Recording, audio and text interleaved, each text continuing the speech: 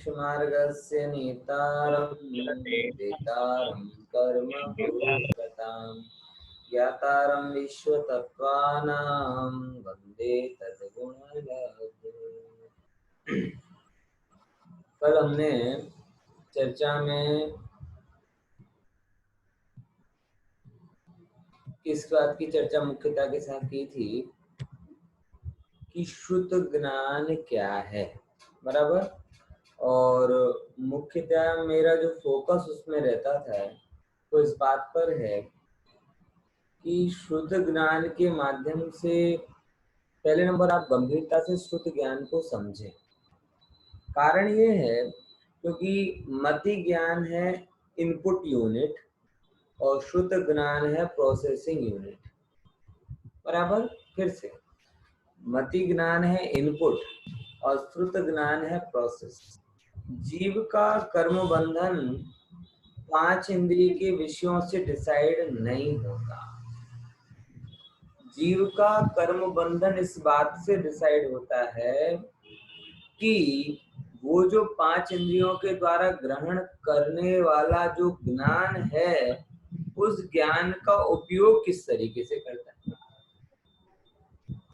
अगर वो जीव समय सार भी सुने और भोगों का पोषण करे तो बोले तेरी प्रोसेसिंग यूनिट खराब है, इनपुट यूनिट तो अच्छी, और बाहर की बातों की भी चर्चा करे लेकिन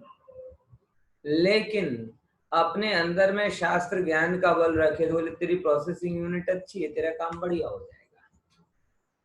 इसीलिए जो बंधन का अंतर पड़ता है वो बंधन का अंतर भी इसी एंगल से पड़ रहा है। बंधन का अंतर किस पॉइंट ऑफ व्यू से पड़ रहा है? बंधन का अंतर भी इससे पड़ रहा है। वही जगत में ज्ञानी रह रहा है, हमें सोचना चाहिए, वही जगत में ज्ञानी रह रहे हैं, वही जगत में मुनिराज रह रहे हैं, और उसी जगत में हम रह रहे हैं, और उसी जगत में हमसे भी नीचे कई लोग रह रहे कि नहीं रह रहे। चारों के लिए जगत अलग तो नहीं है, लेकिन एक तरफ महामुनिराज हैं जो सारे कर्मों को खिपाकर कर्मों की निर्जरा करके मोक्ष की तरफ जाने की तैयारी कर रहे हैं। दूसरी तरफ सम्यक दृष्टि है जो कर्मों को तो भले नहीं खिपा पा रहा लेकिन आत्मा के बल से आनंद का वेदन कर रहा है। तीसरी तरफ हम जैसे लोग हैं, अनुभव भी नहीं कर पा रहे लेकिन तत्व ज्ञान के बल से थोड़े आर्तरोध ध्यान में कमी कर रहे हैं। और चौथी तरफ ऐसे भी लोग हैं कि जो इसी भय में पड़े हुए हैं कि पता नहीं अब क्या होगा, भय में मरे जा रहे हैं। तो ये सब किसके द्वारा अंतर हो रहा है? ये जो भी अंतर हो रहा है ये शुद्ध ज्ञान के उपयोग पर हो रहा है। मति ज्ञान सबको एक जैसी सामग्रियां दे रहा है। अगर जंगल में बैठे हुए मुनिराज देख रहे हैं और जंगल में बैठा हुआ श्रावक देख रहा है तो चक्षु इंद्रिय जन्य मति ज्ञान तो सेम ही है ना। मुनिराज जंगल के पशुओं को ये देख रहे हैं, त्रियंच गति के दुखों का विचार कर रहे हैं। ज्ञानी श्रावक को ये लग रहा है कि अहो, अथवा अज्ञानी श्रावकों से जंगल सफारी लग रहा है। बताओ, विचार करके देखो। हम जंगल सफारी करने के लिए गिर में जाते हैं और वहां नेमिनाथ आत्मा की सफर पर गए गिरनारी के लिए, है ये ख्याल में आ रहा कि नहीं आ रहा? तो अंतर शुद्ध ज्ञान का पड़ा। मति ज्ञान ने तो दोनों को एक सी सामग्री उपलब्ध कराई लेकिन शुद्ध ज्ञान ने उसको बहुत अदल बदल कर दे दिया। बात समझ में आई कि नहीं आई यार? इसीलिए उस शुद्ध ज्ञान की महिमा को हम समझें और हमारे लिए बहुत विचार करें। शुद्ध ज्ञान के मैंने 2-3 अर्थ आपको समझाने की कोशिश की थी कि शुद्ध का मतलब शास्त्र भी होता है, शुद्ध का मतलब विशेष ज्ञान भी होता है, शुद्ध का मतलब क्या कहते हैं ये द्वादश अंग का ज्ञान भी होता है। उन सबको बताने वाला ये शुद्ध ज्ञान होता है। उस संबंधी अपन चर्चा थोड़ी चालू करते हैं। देखो, ये शुद्ध ज्ञान का दूसरा भेद यहाँ पर किया जा रहा है, इसे कहते हैं, जिसकी चर्चा हमारी थोड़ी रह गई थी, अनक्षरात्मक यानी लिंगज और अक्षरात्मक मतलब शब्दज। ये शुद्ध ज्ञान आपने नहीं सुना होगा, बराबर। अनक्षरात्मक मतलब लिंगज मतलब चिन्हों से उत्पन्न, और अक्षरात्मक मतलब शब्दज मतलब शब्दों से उत्पन्न। देखो, बहुत सारी बातें हैं। शुद्ध ज्ञान मतलब विशेष ज्ञान। शुद्ध ज्ञान मतलब क्या? विशेष ज्ञान। ऐसे समझो, जो किसी चिन्ह विशेष के माध्यम से हो रहा है, कोई भी चिन्ह विशेष है। आपने टीवी पे देखा कि कोई वो क्या कहते हैं, गूंगे बहरों के समाचार होते हैं ना, है? उनमें क्या करते हैं, गूंगे बहरों के समाचार वो हाथ से इशारा करते हैं और उसके माध्यम से उनको पूरा का पूरा ज्ञान होता जा रहा है। कौन सा ज्ञान हो रहा है साहब? वही शब्दों का ज्ञान है, लेकिन लिंगज मतलब चिन्हों से उत्पन्न हो रहा है। और वही जब हम समाचार सुनते हैं तो हमें शब्दों से उत्पन्न होता है। वो ऐसी बात करते हैं पूरी की पूरी, बराबर ख्याल में आएगी यार। अब मैं आपको एक बात बताता हूँ कि शब्दों के द्वारा जो ज्ञान की खूबी हमें मिली है, ये कितनी महिमाशाली है।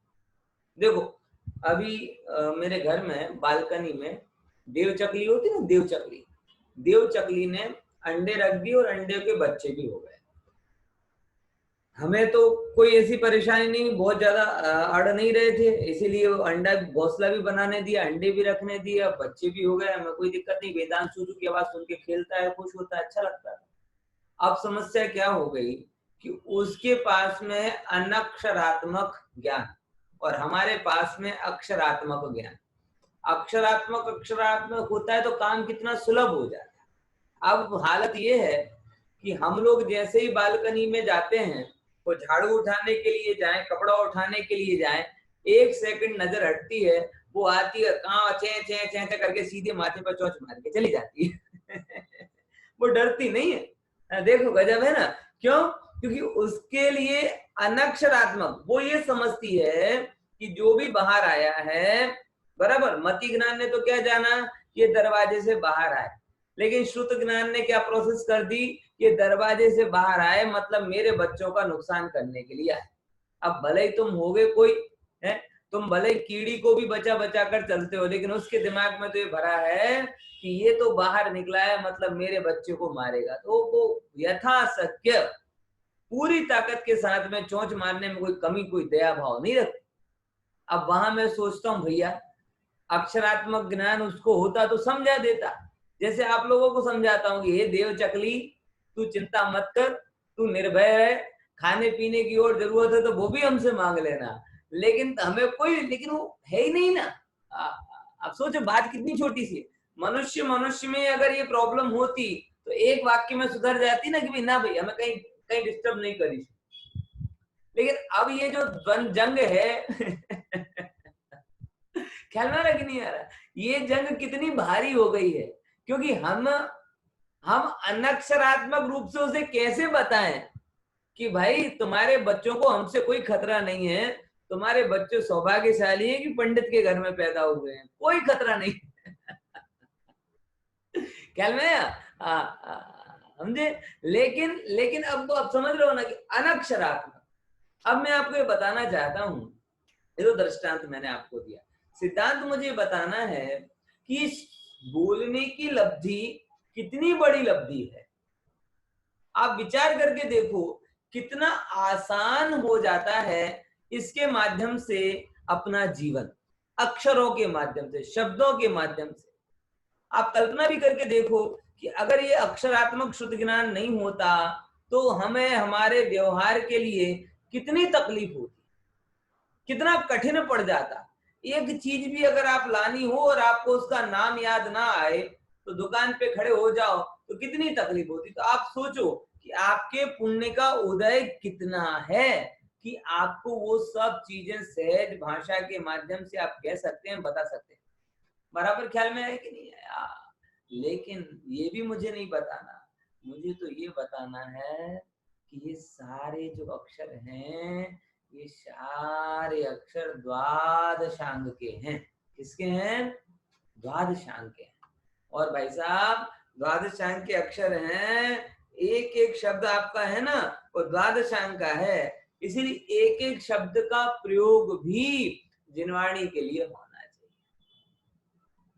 ये चीज मुझे आपको बतानी, मैं हमेशा कहता हूं जब, और ये विचार मेरा आज से नहीं है, जिस क्षण से मैंने ये 11th के 12th की क्लास में ये विचार मेरे मन में आया कि ये जो शास्त्र है या शब्द है वो अक्षरात्मक श्रुत ज्ञान है। कौन सा श्रुत ज्ञान है? अक्षरात्मक। उस दिन से ही पता नहीं क्यों शब्दों के प्रति में बड़े ही क्या कहते हैं दायित्व से भर गया। मतलब कोई अपने को कोई निधि दे ना, निधि, तो हम कितने संभाल संभाल के उसको रखते हैं, रखते कि नहीं रखते हैं? होता है सज्जन व्यक्ति तो ऐसा करता है। कोई व्यक्ति को ये बोले कि भैया देखो हम जरा यहाँ पे जा रहे हैं, हमारे बच्चे का ध्यान रखना, हमारे मोबाइल का ध्यान रखना, हमारे कपड़े का ध्यान रखना, व्हाटएवर, कुछ भी अगर कोई व्यक्ति आपको बोल के जाए, अगर आप सज्जन हैं तो मैं गारंटी के साथ में कहता हूं कि आपको अपनी वस्तु से ज्यादा किसका ध्यान रहेगा? उसका ध्यान रहेगा। क्यों? क्योंकि आपको लगता है अरे ये तो उसकी, हमें तो केवल संभालना है। मतलब ऐसी आपको उसके प्रति जिम्मेदारी का भाव हो जाता है। होता है कि नहीं होता? राइट ना? सही है ना? अरे प्रभु, जब कोई वस्तु आपको देकर जाए तो आपको उसके प्रति जिम्मेदारी का भाव आता है, और जिम्मेदारी का भाव आते ही आप उसका दुरुपयोग नहीं करते, उसके प्रति प्रमादी नहीं बनते, उसके प्रति सावधान रहते हैं। ऐसे ही मैं आपसे निवेदन करता हूं कि जो शब्द हैं वो सारे शब्द मां जिनवाणी ने आपको दिए। बोला कि बेटा ये अक्षरात्मक श्रुत ज्ञान के तू लायक हो गया, ले अब मेरे शब्दों की निधि का तू प्रयोग कर, मेरी शब्दों की निधि मैं तुझे सौंपती हूं, तू संभाल इसे। ओहो, मां जिनवाणी ने क्या सोचा होगा कि देखो मैं इसे शब्दों की निधि दे रही हूं, ये इन शब्दों का सदुपयोग करके तत्व की बात करेगा, ये इन शब्दों का प्रयोग करके आत्मा की बात करेगा, ये शब्दों का प्रयोग करके मोह की ग्रंथि को खोलेगा, ये शब्दों का प्रयोग करके जीवन को सरल बनाएगा, ये शब्दों के माध्यम से शांति, प्रसन्नता, प्रेम, आनंद का संचार करेगा। लेकिन क्या होता है भैया, आज जितने भी हमारे बैर हुए, आज जितने भी हमारी बुराइयां हुई, ये सब शब्दों का गैर जिम्मेदारी पूर्वक प्रयोग के माध्यम से हुई। आपको जीवन में हजारों बार ये फील हुआ होगा कि उस समय वैसा नहीं बोला होता तो आज के समय ऐसी परिस्थिति नहीं होती। एग्री करते ना इस बात से? हजारों बार आपको लगता है कि उस समय वो मुंह से निकल गया शब्द तो आज ये परिस्थिति बिगड़ गई। ये शब्द गजब है। वो कहते ना कि गोली का घाव भर जाता है लेकिन बोली का भाव नहीं भरता। इसका काउंटर लोगों ने क्या बना लिया?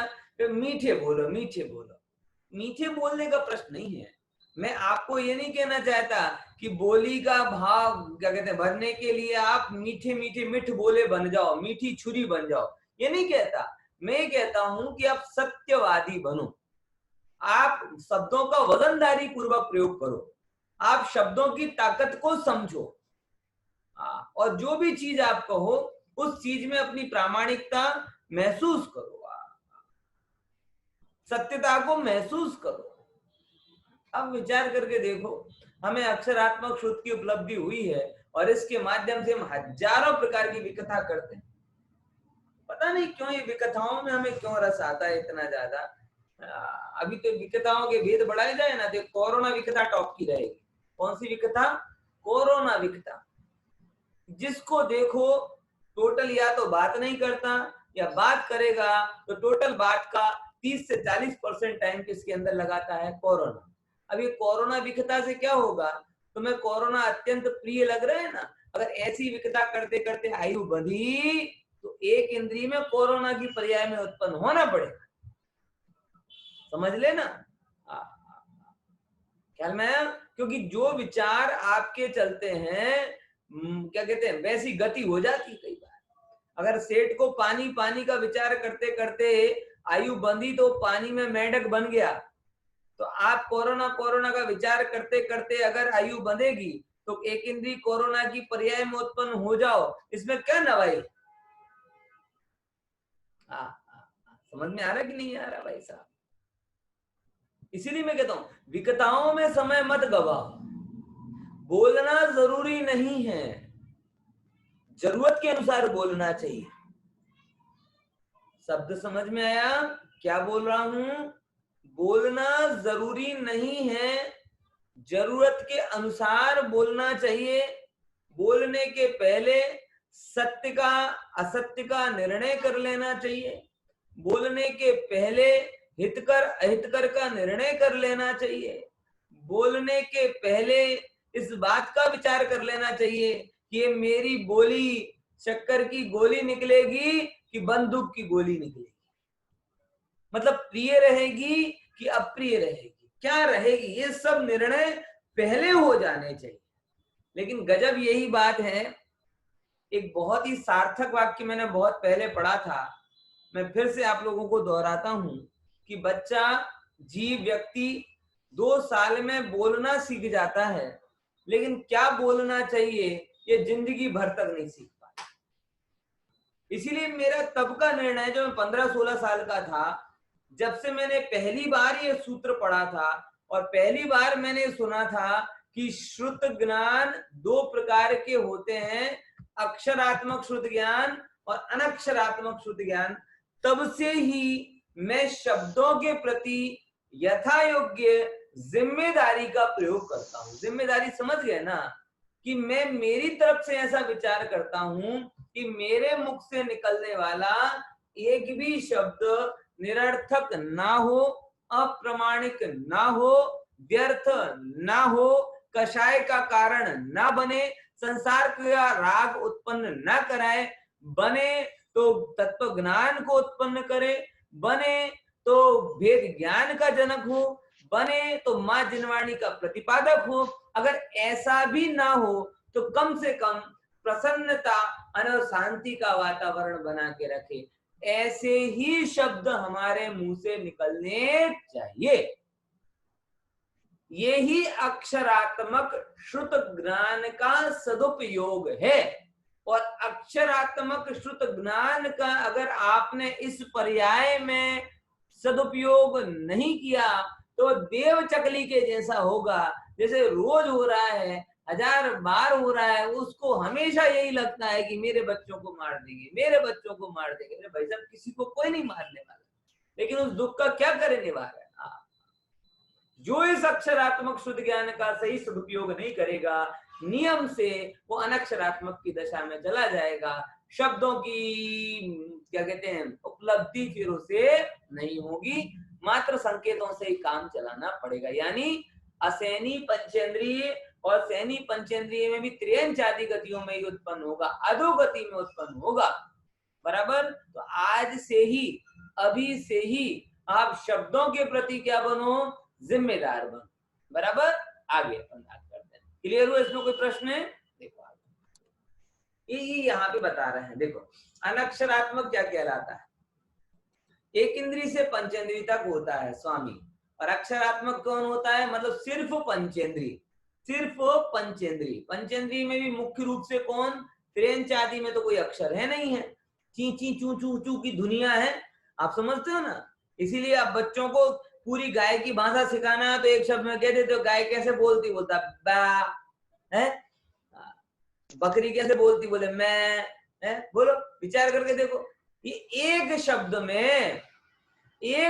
में उन पशुओं की पूरी भाषा सिखा दी जाती, क्योंकि उनके पास भाषा नहीं है, उनके पास ध्वनि और भाषा में अंतर होता है।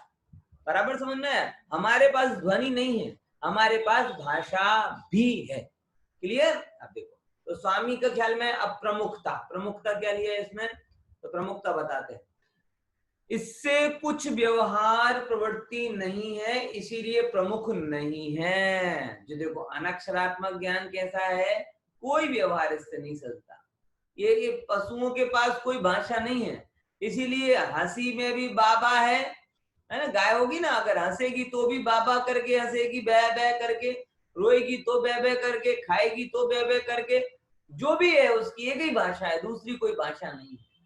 बराबर। और हमारे लिए कौन सी बात है, सर्व व्यवहार।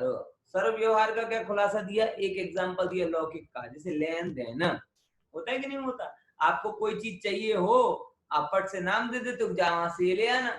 आपको कुछ देना हो तो फट से बोल देते हो, तो ये व्यवहार भाषा के द्वारा हो रहा है।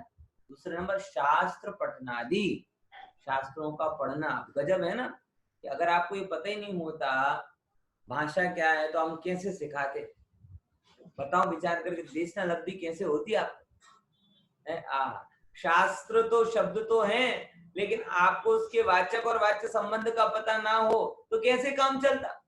होता ना, शब्द ब्रह्म पर ब्रह्म में वाचक वाच्य नहीं हो। सावड़ा जी ने लिखा ना मंगलाचरण, कि जब हम समय सार बोलते हैं तो क्यों बोलते हैं, क्योंकि समय सार में और वास्तविक समय सार में वाचक वाच्य संबंध है। कौन सा संबंध है, वाचक वाच्य संबंध है।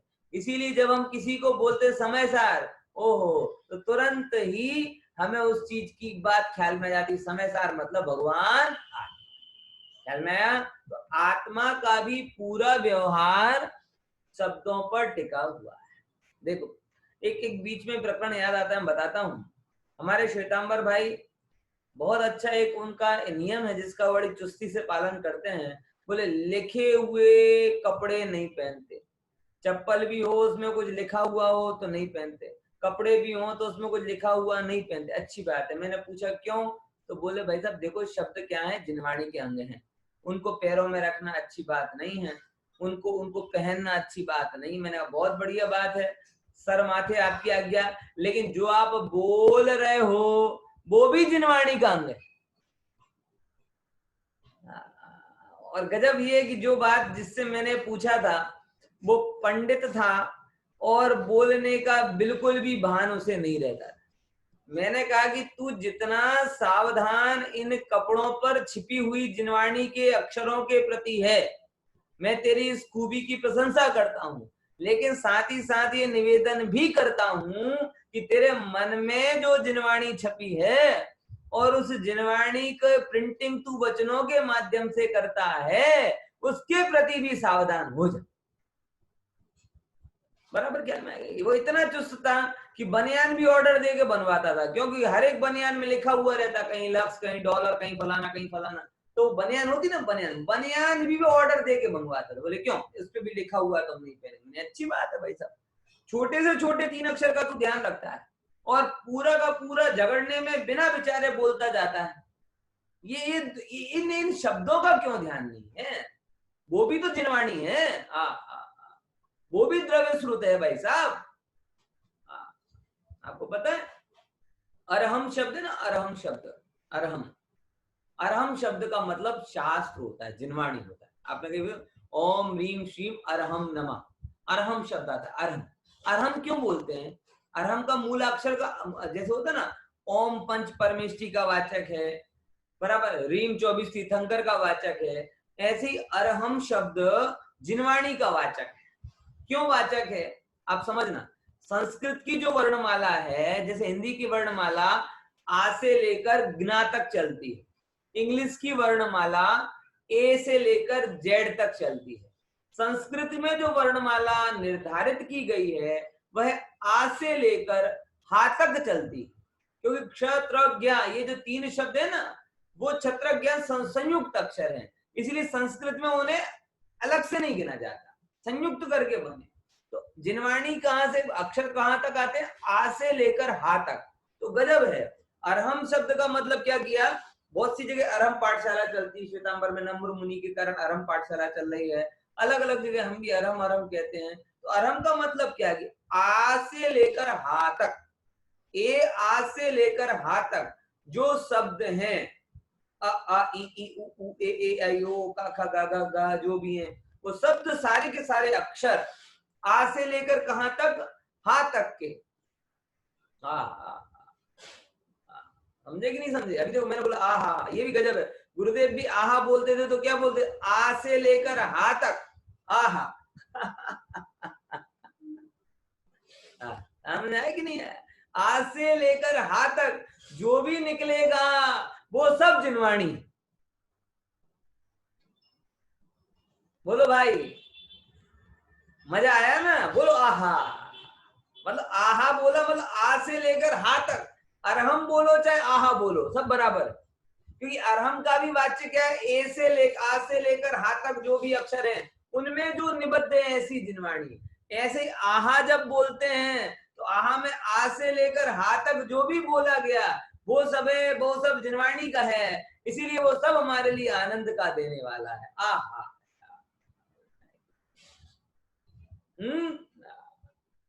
इसलिए भाई साहब हर चीज के प्रति जिम्मेदार होना चाहिए, शब्दों के प्रति खासकर जिम्मेदार होना चाहिए, वरना विकथाओं के माध्यम से हम ना जाने कितने कर्म मान लेंगे कि हमें पता ही नहीं चलेगा। समझे? तो ये क्या है? सर्व व्यवहार का मूल है, सर्व व्यवहार का मूल है। और हमारे लिए ये उपलब्धि है, तो हम ऐसा विवेक कर सकते हैं कि हम एक सार्थक व्यवहार बने। आप विचार करके देखो, मतलब छोटी छोटी चीजों से आप सीख सकते हो। किसी को छींक आई, हम विदेशी लोगों की भांति क्या कहते हैं, गॉड ब्लेस यू कह देते हैं, सॉरी बोल देते हैं। अब आप उसी समय कोई पंच परमेष्ठी का अक्षर भी बोल सकते हो, तो स्मरण हुआ। विचार करके देखो, ये प्रयोग ही तो है ना, और भाषा का और क्या प्रयोग। गॉड ब्लेस यू कहने से कोई गॉड ब्लेस करता है? तुमने तो मिथ्या तो कर दिया। भगवान किसी का भला बुरा नहीं करता है, भगवान महावीर की पहली शिक्षा है, लेकिन अंग्रेजों के चक्कर में हम भी गॉड ब्लेस यू करने लगते हैं। पंच परमेष्ठी का स्मरण करो। आप किसी को हाय भी बोल सकते हो, जय जिनेन्द्र भी बोल सकते हो। बात समझ में आई कि नहीं है? हाय भी बोल सकते हो, लेकिन हाय में क्या निकला? कोई याद आया क्या? और जय जिनेन्द्र बोला तो जिनेन्द्र भगवान का नाम याद आया। विचार कर देखो, अच्छा खासा नाम होता है लोगों का, लोग बिगाड़ बिगाड़ के बोलते हैं, पता नहीं क्यों। बोले ऐसा प्यार है, तो बिगाड़ने का प्यार होता है क्या, कि सुधारने का प्यार होना चाहिए? समझे नहीं? ख्याल में आया कि नहीं? इसलिए मैं कहता हूँ बहुत बोल सकता हूँ इस विषय पर, लेकिन जानबूझकर नहीं बोलना चाहता। मैं सिर्फ ये बातें सिर्फ आपको इसलिए बता रहा हूं कि हम शब्दों के प्रयोग में जिम्मेदार बने, निरर्थक शब्द ना बोले। जलमल लेकर आ जाओ, है? बोलो जल भी लेके आओ, मल भी लेकर आओ। मल क्या है?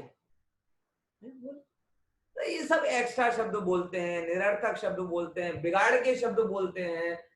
बहुत भाई साहब, हम तो जैन परंपरा के हैं। देखो भैया, हमारे यहाँ तो ये सब्जी को भी काटना नहीं बोलते, हम तो क्या बोलते हैं, सब्जी को भी सुधार दो। मतलब सुधार दो एक प्रतीक है, एक्चुअल में पूरे जीवन को सुधार दो। व्यापारी लोग होते ना, व्यापारी दुकान बंद करते ना, दुकान बंद करते।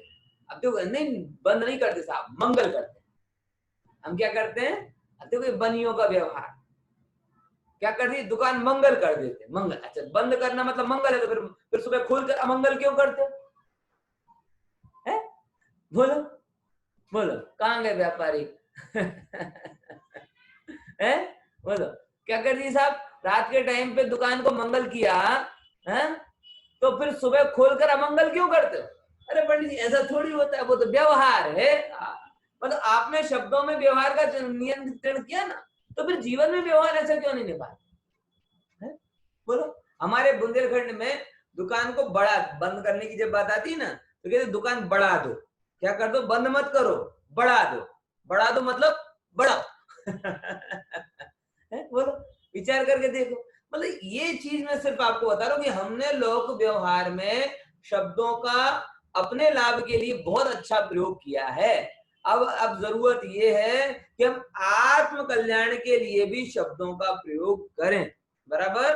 देखो बहुत विस्तार नहीं कर रहा, लेकिन समझ जाना है ना। देखो आगे तीसरे नंबर का पॉइंट पढ़ते हैं। अब उदाहरण क्या दिया? शीतल पवन का स्पर्श हुआ, किसका? शीतल पवन का स्पर्श हुआ और शीतल पवन का जानना, मति ज्ञान। ये वायु की प्रवृत्ति वाले को हितकारी नहीं है, ये शुद्ध ज्ञान हुआ है इसका। ये बराबर अनक्षरात्मक कि शीतल पवन का स्पर्श हुआ, शीतल पवन को हमने जान लिया। जाना कि नहीं जाना? ठंडी ठंडी हवा चल रही है, ये हमने जाना। बराबर? जानते ही जिसके दिमाग में दूसरी चीज आई, कौन सी? कोई जिसको ठंड लग जाती ना, उसको शीतल में ठंडी में ज्यादा देर नहीं रहना चाहिए। ये क्या हुआ? श्रुत ज्ञान हुआ। ये कौन सा श्रुत ज्ञान हुआ? त्वचा से होने वाला श्रुत ज्ञान। क्लियर हुआ? त्वचा ने ये जाना, मति ज्ञान ने ये जाना कि ठंडी ठंडी हवा चल रही है, लेकिन तभी श्रुत ज्ञान ने उसे टोका, ये भैया ज्यादा ठंडी में मत रहो, सर्दी हो जाएगी। ये कौन से ज्ञान से हुआ? अनक्षरात्मक श्रुत ज्ञान। बराबर। वैसे ही अब यहाँ पे क्या कहते हैं, विचार करके देखो, बारिश हो रही है, बारिश, माता बहनों के कपड़े बाहर पड़े हो, किसी ने बोले बारिश आई बारिश आई, तो मति ज्ञान से मतलब देखा कि बारिश आई, बराबर, ये चक्षु रूप श्रुत ज्ञान हुआ, तुरंत ही वहां से देखो, अरे कपड़े भीग जाएंगे, फलाना हो जाएगा, विकल्प चालू, ये क्या हुआ? ये आगे रूप श्रुत ज्ञान हो गया। अब देखो शब्द रूप क्या हुआ कि जीव अस्थि है, कौन सा शब्द है? जीव अस्थि है, और ऐसा शब्द सुनकर ये जीव पदार्थ का ज्ञान हुआ। गुरुदेव ने बोला भगवान आत्मा, जोर देकर बोला, और जैसे ही भगवान आत्मा पे जोर दिया वैसे हमें ध्यान में आया कि ओहो, ये भगवान आत्मा भी कोई चीज है। तो शब्दों ने आत्मा का ज्ञान कराया।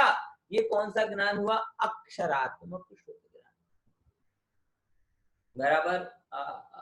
आचार्यों ने कितनी करुणा की, गुरुदेव ने कितनी करुणा की, कांस्टेंट भगवान आत्मा, भगवान, जो चीज गजब है, आप कभी समझ भी नहीं पा रहे होगे उस बात को कि आप सोच के देखो कि हवा को पेंटिंग में बताना हो तो कितना मुश्किल काम। आप समझ रहे मैं क्या कहना हूँ? जो पेंटिंग की रुचि रखते हो उन्हें ये बताना हो कि हवा है, पवन है, बराबर, उसे पेंटिंग करके बताना है। किसको? पवन को। अरूपी चीज को आप कैसे बता सकते हो? तो हम पेंटिंग के लिए कभी पेड़ पौधों के हिलते हुए बताते हैं, कभी पक्षियों को टहल, मतलब अलग अलग चीजों से क्या करते हैं। जो चीज बताई नहीं जा सकती हो उसे बताने का प्रयास कितना मुश्किल है। ओहो, भगवान आत्मा भी बताया नहीं जा सकता। आचार्यों ने कितनी मेहनत कर करके तुम्हें बताया। इस समय सार की एक एक गाथा देखो, जो पश्चदी अपाड़म, एक गाथा में 5-5 विशेषण, और अमृतचंद्र आचार्य ने उस 5 विशेषण के लिए 5-5 दृष्टांत। याद आ रहा है ना? 14वीं नंबर की गाथा है, समुद्र का दृष्टांत, रामफल का दृष्टांत, गर्म जल का दृष्टांत, लहरों का दृष्टांत, कितने दृष्टांत दिए। और वो किस चीज के लिए? कि जो वो देख रहे हैं और हम नहीं देख रहे, लेकिन उनको ये भाव होता है कि जो वो देख रहे हैं उसको हम भी देखें, तो उसको दिखाने के लिए अनेकों प्रकार के दृष्टांत दे दिए। पूरे समय सार में सैकड़ों दृष्टांत है। किसके लिए? जो चीज नहीं दिख सकती उसके लिए। ओहो, नहीं दिखने वाली चीज को दृष्टि में लाने के लिए कितने दृष्टांत आचार्य को देने पड़े। आप कभी एक केस स्टडी भी करना, केस स्टडी समयसार ग्रंथ की, इससे पहले के किसी भी ग्रंथ में दृष्टांत दे देकर बात करने की पद्धति नहीं थी।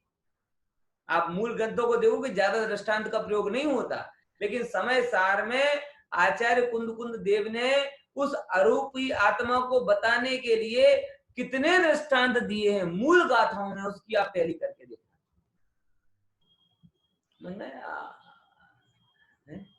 समझे कि नहीं? ये क्यों दिए? जो भैया नहीं दिख सकता उसे दिखाने का काम कुंद आचार्य देव को करना है।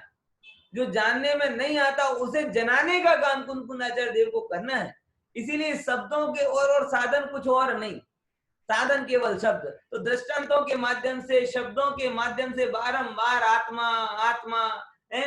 जैसे नरक का राजा का दृष्टांत दिया, स्मटिक मणि का दृष्टांत दिया, लवण खिल नमक का दृष्टांत दिया, खारे नमक की, कितने दृष्टांत है। भूता विश्व पुरुष, ज्ञाना विश्व पुरुष, आप पूरे समय सार में देखोगे तो सैकड़ों दृष्टांत आपको मिल जाएंगे।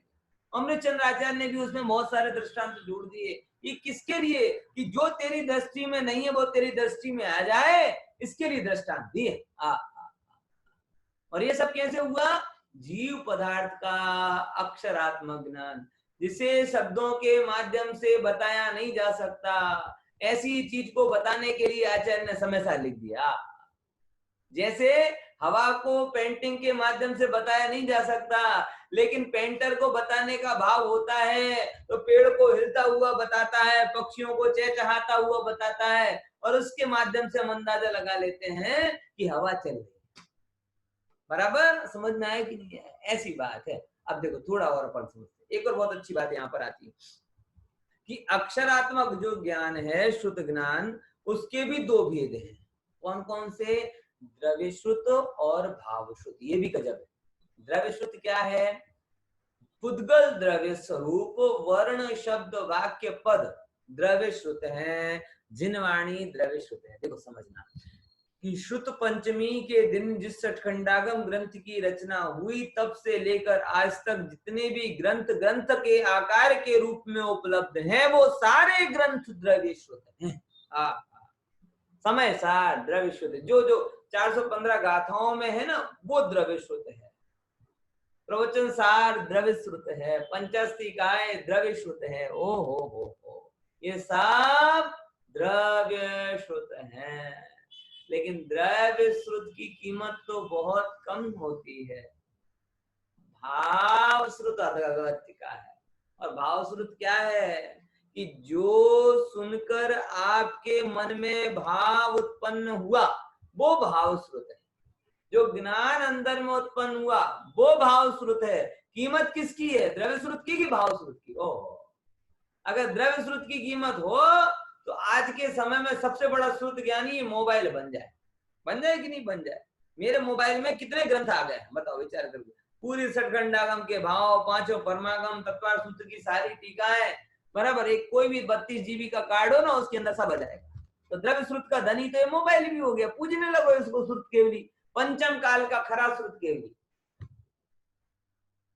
लेकिन भाई साहब ये द्रव्य श्रुत की कीमत नहीं है, सुनकर जो भाव उत्पन्न होते हैं वो भाव श्रुत। शब्द भी द्रव्य श्रुत है, समझ लेना। चित्र भी द्रव्य श्रुत है, ये पीपीटी भी द्रव्य श्रुत है, मेरे बोले हुए अक्षर भी द्रव्य श्रुत हैं। लेकिन इनके माध्यम से जो आपको भाव भाषण हो रहा है वो भाव श्रुत है। अगर मन में क्या कहते हैं वो जिनवाणी माँ की मिठास घुली है तो प्रदेश प्रदेश उस मिठास से फूला नहीं समारा। जिनवाणी माँ की विनाश है तो प्रदेश प्रदेश आनंदित हो रहा है, वो भाव श्रुत है। खरेखर जिस किसी भी व्यक्ति ने जिनवाणी को पढ़कर जिसका मन मयूर आज तक नाचा ही नहीं, जिसके अंदर में वैरागी की कली आज तक खिली ही नहीं, जिसके अंदर में माँ जिनवाणी का अहो भाव आया ही नहीं, उसके द्रव्य श्रुत का ज्ञान नगम, कोई नहीं किया, वो पोपट गया ज्ञान है उसका। अंदर में आनंद आया ही ना हो।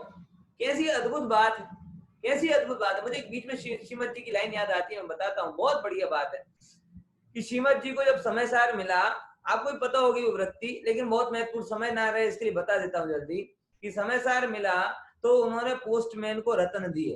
तो पोस्टमैन ने उत्तर दिया कि आपने इस पुस्तक के लिए मुझे रत्न दे दिए, इस पुस्तक के लिए मुझे रत्न दिए। तो श्रीमद ने क्या उत्तर दिया कि भैया मैंने रत्न के बदले में पत्थर दिए। क्या बोला? तुम ये कहते हो कि पुस्तक के बदले में मुझे रत्न दे दिए, मैं कहता हूं कि रत्न के बदले में मैंने तुम्हें पत्थर दिए।